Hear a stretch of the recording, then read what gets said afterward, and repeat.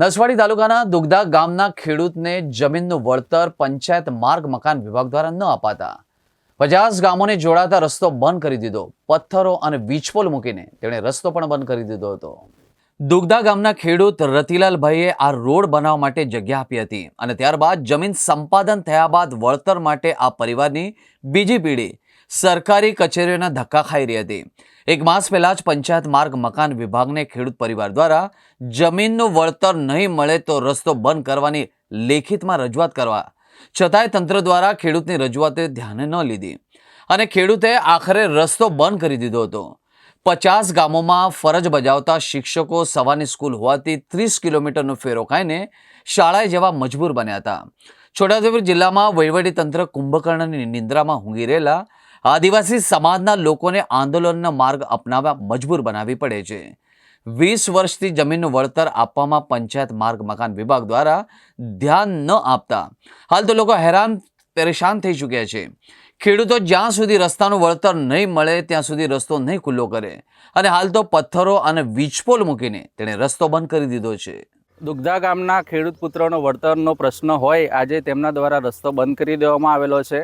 હું દારસીમેલ પ્રાથમિક શાળાની અંદર ફરજ માટે નીકળ્યો, પરંતુ રસ્તો બંધ હોવાના કારણે હવે મારે ફરીથી પાછા 20-25 કિલોમીટર પાછા જઈ અને શાળાએ જવાનો વારો આવેલો છે અને આવી પરિસ્થિતિ 40થી 50 શાળાના શિક્ષકોની થયેલી છે અને એમને આજે આ સહન કરવું પડેલું છે। પહેલાં જમીન આપી હતી અમે રોડમાં અને એને 20 વર્ષ થઈ ગયા, મારા બાપ દાદાએ આપી હતી। એમાં વળતર જે વખતે મારા દાદા પિતાને વળતર આપવાનું જે નક્કી કરેલું હતું ને એ આજ સુધીમાં આપવામાં નથી આવ્યું અને મારા દાદા પિતાએ બધી કચેરીઓમાં ધક્કા ખાધા પણ એ બી ગુજરી ગયા। મારા દાદા પિતા એ બી ગુજરી ગયા, તોય છતાં હજુ વળતર આપવામાં નથી આવ્યું અને હું 2 વર્ષથી હું કચેરીઓના ધક્કા ખાઉં છું। તો એમ જ કહેવામાં આવે છે કે વળતર મળશે। હા સાહેબ, 20 વર્ષ તો થઈ ગયા, તો હવે મારા દાદા પિતા બી એ બી ગુજરી ગયા, હવે વળતર કોને આપવાનું?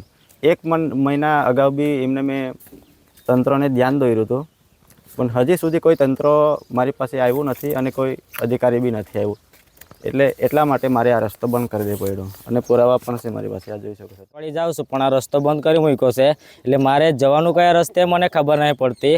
અને આ ભાઈએ જે વાત કરી કે 20 વર્ષથી આ લોકોનું રસ્તાનું જમીન આમ રસ્તામાં ગઈ છે તો પછી એ લોકોને કશું ન્યાય મળ્યો નથી। એટલે સરકારને અમારે ખાલી એટલી રજૂઆત છે કે સરકાર તંત્રને ધ્યાન દોરે અને જલ્દીથી જલ્દી આ ભાઈ પાસે ગમે તે અધિકારી કે ગમે તે સાહેબો આવે ને પછી આ લોકોને રજૂઆત કરે ને એમને રસ્તોની કંઈક સુવિધા કરી આપે એવી અમારી માંગ છે। અમારે મિનિમમ વધારતું નથી કહેતા પણ 30થી 35 કિલોમીટરની રેન્જ પર આમ ફરીને જવું પડે એવું છે। એટલે આ અમારે ડુંગર વિસ્તારમાં મેન લગભગ 60થી 72 ગામને જોડતો મેન રસ્તો છે। એટલે બધા લોકો હવે આજે સવારથી જ મુસીબતમાં મુકાશે ને અત્યારે કેટલા ગાડીવાળા બધા ઢગલો થયા છે। તમે રજૂઆત તો સરકારને કે ગમે તે જગ્યાએ ભાઈએ વાત કરી કે 20 વર્ષથી પ્રાંતમાં કે બોડેલી કે ગમે તે અનેક જગ્યા પર રજૂઆત કરું છું પણ લોકો હવે તંત્રએ ધ્યાન નહીં આપતું તો પછી અમારે કોને જઈને રજૂઆત કરવાની એવું અમારે માંગણી છે, બીજું તો કંઈ છે નથી આમાં સાહેબ। પણ